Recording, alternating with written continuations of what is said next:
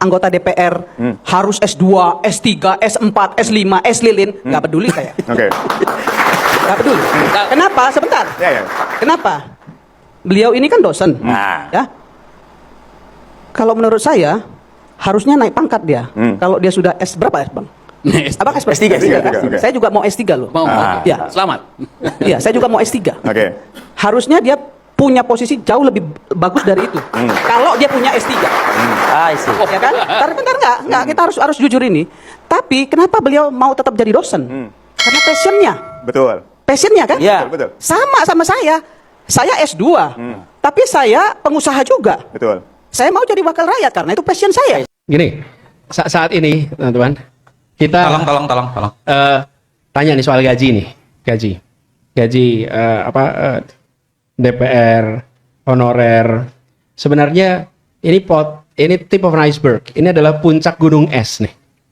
Masalahnya ada yang lebih serius sesungguhnya, yaitu sistem penggajian kita yang secara umum itu masih problematik. Jadi bukan hanya dibandingkan antara DPR dengan honorer, bahkan ASN secara umum, teman-teman.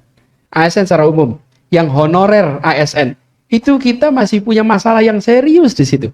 Jadi saya melihat ini tuh puncak gunung es yang tentu saja mengganggu rasa keadilan bagi semua. Apalagi ketika barusan ada statement tentang gaji guru beban, kemudian muncul anggota dewan dengan angka yang fantastis. Itu mengganggu rasa keadilan kita.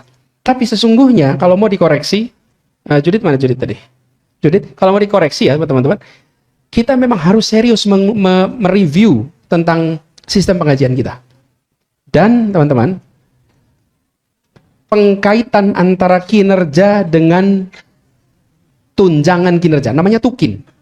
Tunjangan kinerja, tapi dibayarkan tanpa melihat kinerja, kan repot itu. Itu kenyataan di banyak tempat. Jadi tukin itu tidak selalu. Kalaupun ada itu formalitas. Nah ini teman-teman, PR serius. Jadi, Judit kalau di dalam public policy itu, ketika mau melakukan reform, salah satu faktor yang bisa membuat reform itu terjadi namanya momentum. Oke? Dalam policy making, ada yang namanya orang-orang yang mau mengusung sebuah policy. Misalnya mengusung tentang perubahan sistem penggajian. Ini adalah momentum untuk dibawa. Dan bagi yang mau mengubah pemegang kewenangan nih, apakah presiden, apakah Kementerian Keuangan, atau Kemenpan RB, atau BKN, Badan Kepegawaian Negara, ini harus dimanfaatkan sebagai ini momen di mana publik menuntut ada reformasi. Ini masukin di situ. Jadi kita tidak berhenti sama ini nggak adil. Pernyataan mengekspresikan atas kenyataan itu tidak mengubah kenyataan. Dia hanya mengekspresikan perasaan atas kenyataan. Sesudah itu nggak ada perubahan. Tapi kalau ini menjadi momentum, maka ini momentum benar-benar momentum bagus. Dan kita punya PR serius di sini. Kenapa saya katakan PR ini? Karena apa? Karena muaranya pada korupsi. Korupsi itu salah satunya adalah karena kebutuhan. Ilustrasi, kalau gaji Anda yang normal hanya cukup untuk hidup 20 hari, terus 10 hari berikutnya hidup pakai apa? Ini akan menimbulkan korupsi karena kebutuhan di situ. Lalu di depan mata ada kesempatan.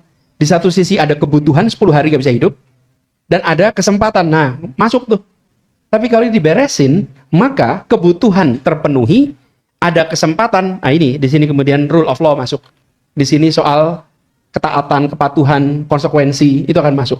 Tapi kalau kebutuhan tidak terpenuhi, jadi saya melihatnya Judit, tentu saja angka itu fantastik, mengganggu rasa keadilan, itu sudah jelas. Tapi menurut saya ini harus didorong, menjadi kesempatan untuk dorong lebih jauh.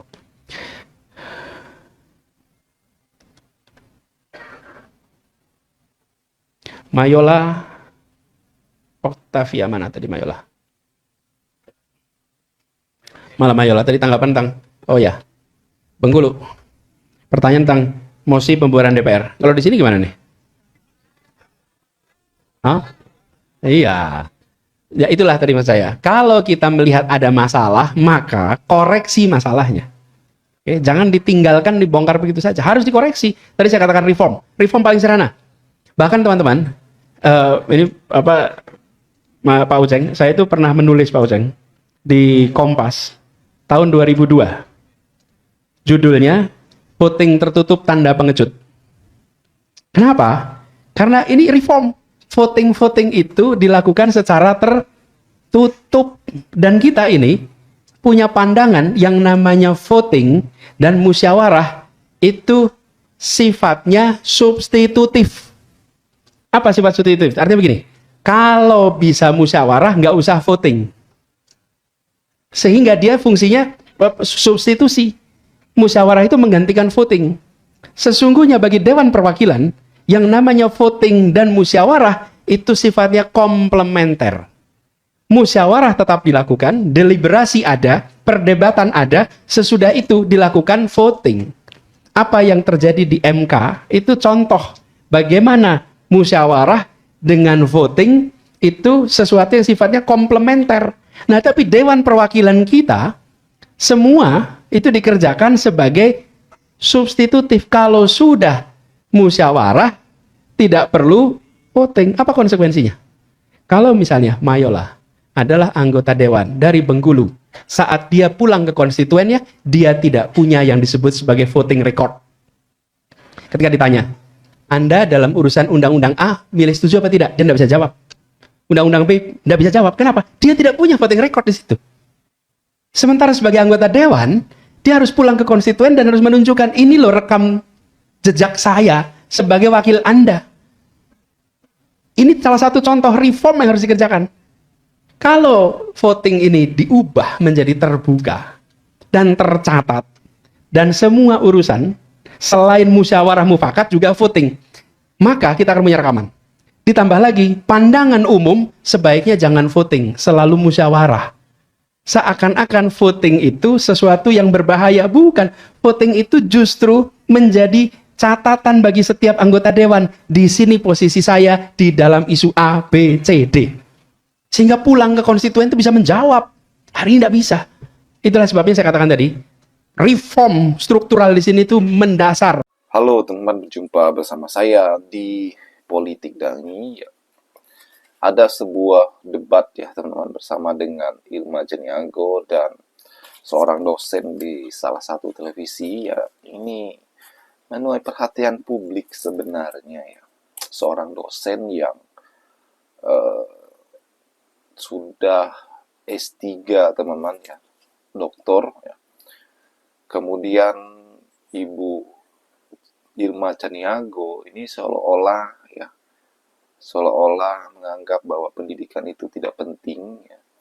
Bahkan Irma mengatakan bahwa ya seandainya Bapak ini ya harusnya lebih mendapat sebuah jabatan yang lebih baik ya, karena beliau ada S2. Pertanyaannya, apakah seorang dosen tidak baik ya? Itu kan pertanyaannya. Irma Jeniago ini terlihat sekali sombong ya teman-teman ya. Bahkan banyak sekali ya anggota ya dewan teman-teman, Pak dewan teman-teman atau anggota dewan itu yang pendidikannya S1 ya, atau rata-rata S2, bahkan ada yang SMA teman-teman. Bahkan di daerah-daerah itu banyak sekali yang ya cuma SMA ya. Dan inilah yang kenapa pernah diusulkan di MK juga agar persyaratan minimal anggota dewan itu ya S1 ya. Agar apa? Agar lebih pendidikan lebih baik dan sebagainya teman-teman. Karena pendidikan itu sangat penting ya. Sangat penting ya. Dan kemudian bagaimana Anies Baswedan ya, tokoh cendekiawan, tokoh yang luar biasa, yang pendidikannya sangat baik ya, pendidikan sangat oke, pendidikan yang sangat cemerlang teman-teman ya. Seorang dosen pernah menjadi rektor ya, jadi tidak salah kualitas Anies ini tidak diragukan lagi ya, karena memang beliau mempunyai kualitas yang sangat mantap teman-teman ya. Maka kalau kita lihat bagaimana beliau ya menguasai banyak ilmu ya, mau politik, ekonomi ya, dan sebagainya teman-teman ya. Jadi tidak salah kalau pendukung Anies itu ingin Anies menjadi presiden ya, paling tidak wakil presiden. Kenapa? Karena memang beliau orang yang sangat pintar dan cerdas, teman-teman. Beliau pernah menjadi menteri, gubernur ya, dan ini adalah hal yang sangat luar biasa. Bagaimana menurut kalian ya? Apakah Anies cocok menjadi Presiden Republik Indonesia di masa-masa mendatang? Komen di kolom komentar.